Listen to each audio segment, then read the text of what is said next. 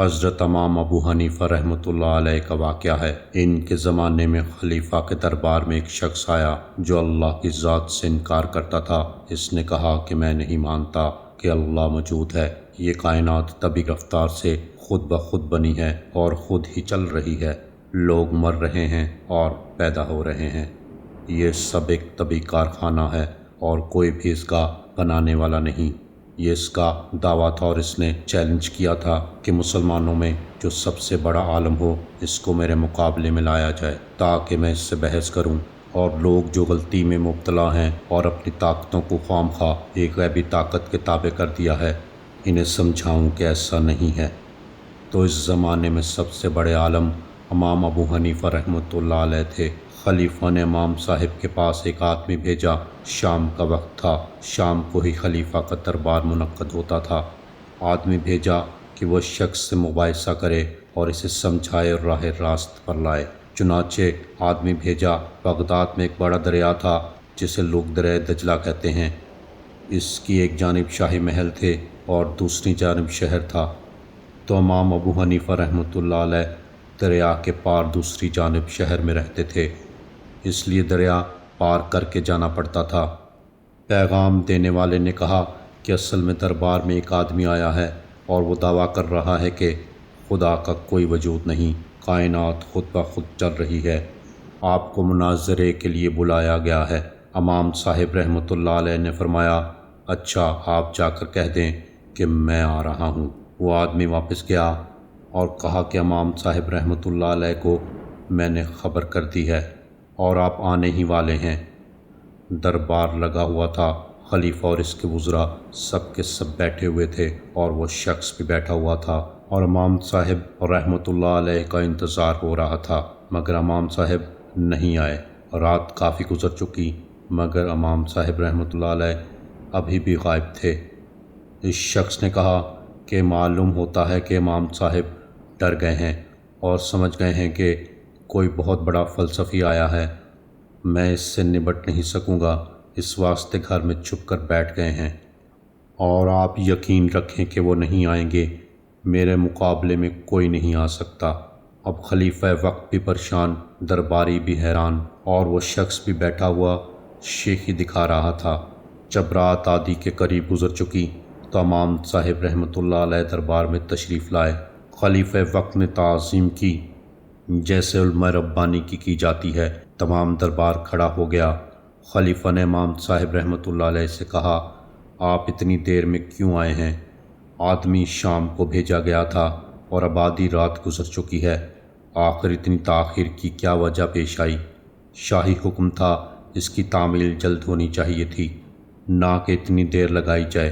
امام صاحب رحمۃ اللہ علیہ نے فرمایا، ایک عجیب و غریب حادثہ پیش آ گیا جس کی وجہ سے مجھے دیر ہو گئی۔ آپ یقین کیجئے کہ عمر بھر میں نے ایسا واقعہ کبھی نہیں دیکھا۔ میں حیران ہوں کہ یہ کیا قصہ پیش آیا۔ آپ رحمۃ اللہ علیہ نے یہ واقعہ کچھ اس انداز میں پیش کیا کہ سارا دربار حیران ہو گیا کہ آخر حادثہ کیسے پیش آیا۔ فرمایا، بس عجیب و غریب واقعہ تھا اور خود مجھے بھی ابھی تک سمجھ میں نہیں آیا۔ سارے دربار میں ہر شخص تجسس میں مبتلا ہو گیا، حتیٰ کہ خود امیر المومنین نے کہا کہ فرمائیے قصہ کیا پیش آیا؟ آپ رحمۃ اللہ علیہ نے فرمایا، قصہ یہ پیش آیا کہ جب میں شاہی محل میں آنے کے لیے چلا تو دریائے دجلہ بیچ میں تھا۔ دریا کے کنارے پر پہنچا تو اندھیری رات تھی، نہ کوئی ملاح تھا نہ کشتی تھی۔ میں سوچ رہا تھا کہ دریا کس طرح پار کروں۔ اسی اثناء میں کھڑا تھا کہ میں نے دیکھا کہ دریا کے اندر سے خود بخود لکڑی کے نہایت عمدہ تختے نکلنا شروع ہوئے اور ایک کے بعد ایک نکلتے ہی چلے آ رہے ہیں۔ میں حیرت سے دیکھ رہا تھا کہ یا اللہ، دریا میں سے موتی نکل سکتے ہیں، مچھلی نکل سکتی ہے، مگر یہ بنے بنائے تختے کہاں سے آ گئے؟ ابھی میں حیرت میں تھا کہ اس سے زیادہ عجیب و غریب واقعہ پیش آیا۔ تختے خود بخود جڑنا شروع ہو گئے، جڑتے جڑتے ایک کشتی کی صورت بن گئی۔ میں نے کہا، یا اللہ، یہ کس طرح کشتی بن گئی؟ آخر ان کو کون جوڑ رہا ہے؟ اوپر نیچے خود بخود تختے لگنے لگے۔ ابھی میں اسی حیرت میں تھا کہ دریا کے اندر سے لوہے کی کیلیں نکلنا شروع ہو گئیں اور خود بخود اس کے اندر ٹوٹنے لگیں اور بہترین قسم کی کشتی بن کر تیار ہو گئی۔ میں حیرت میں تھا کہ یہ کیا ماجرا ہے۔ یہ تختے جو جڑے ہوئے تھے، ان کے سوراخوں میں سے پانی اندر گھس رہا تھا کہ دریا کے اندر سے خود بخود ایک روغن نکلنا شروع ہو گیا اور ان سوراخوں میں بھرنا شروع ہوا، جس سے پانی اندر گھسنا بند ہو گیا۔ ابھی میں اسی حیرت میں تھا کہ وہ کشتی خود بخود میری طرف بڑھتی ہوئی آئی اور کنارے پر آ کر ایسے لگی کہ جیسے گویا مجھے سوار کرنا چاہتی ہو۔ میں کشتی میں بیٹھ گیا اور وہ کشتی دریا کے مخالف بہاؤ میں خود بخود جا رہی تھی، کیونکہ شاہی محل اسی طرف تھا۔ میں حیران تھا کہ یا اللہ، آخر پانی کے بہاؤ کے خلاف اسے کون چلا رہا ہے؟ یہاں تک کہ شاہی محل کے قریب کنارے پر پہنچے اور کشتی کنارے پر کھڑی ہو گئی کہ میں اتر جاؤں، اور میں اتر گیا۔ پھر دیکھتے ہی دیکھتے وہ کشتی غائب بھی ہو گئی۔ میں سوچتا رہا کہ یہ ماجرا کیا ہے۔ اسی سانحہ کی وجہ سے مجھے تاخیر ہو گئی اور دیر سے یہاں پہنچ سکا۔ اب تک سمجھ نہیں آیا کہ یہ ماجرا کیا تھا، اور میں امیر المومنین سے معافی چاہتا ہوں کہ مجھے شام میں بلایا گیا تھا اور میں آدھی رات کو پہنچا ہوں۔ یہ ساری باتیں سن کر اس شخص نے کہا، امام صاحب، میں نے سنا تھا کہ آپ بڑے عالم ہیں، بڑے دانشمند اور بڑے فاضل ہیں، مگر آپ بچوں کی سی باتیں کر رہے ہیں۔ بھلا یہ کیسے ممکن ہے کہ پانی میں سے خود بخود تختے نکل آئیں، خود ہی جڑنے لگ جائیں، خود ہی کیلیں لگ جائیں اور خود ہی روغن لگ جائے اور خود ہی آ کر کشتی کنارے پر لگ جائے، آپ اس میں بیٹھ کر جائیں اور خود ہی وہ کشتی آپ کو لے کر چل پڑے اور خود ہی وہ کنارے پر بھی پہنچ جائے؟